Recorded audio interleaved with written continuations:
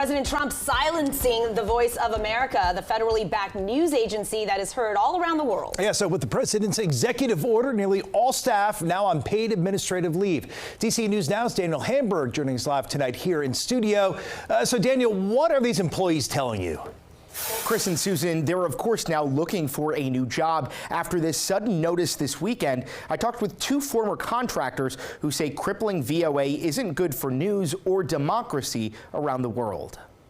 1,300 journalists at Voice of America, nearly the entire staff, were put on administrative leave, including radio anchor Alexis Strope. I wasn't exactly surprised that it had happened. I was surprised at how quickly it had happened. VOA is part of the U.S. Agency for Global Media, operating for more than 80 years. To tell the story of America across the world, talk about U.S. foreign and domestic policy, highlight international stories around the world, and in a way counter propaganda from China, Russia, other autocracies. But this past weekend, a press release from the U.S. Agency for Global Media said the agency is not salvageable, citing a, quote, product that often parrots the talking points of America's adversaries. It also called the agency a giant rot and burden to the American taxpayer. I don't think that looks good for journalists at all, that we're being silenced. One contractor who's afraid of retaliation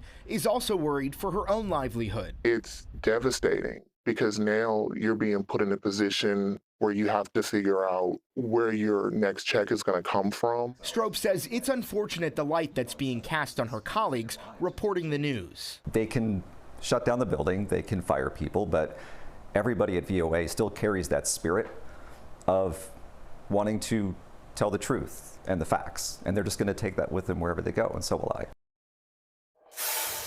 Contractors on paid administrative leave received emails that they're being terminated as of March 31st. Full-time employees on leave are still in limbo as of now. In the studio, Daniel Hamburg, DC News Now.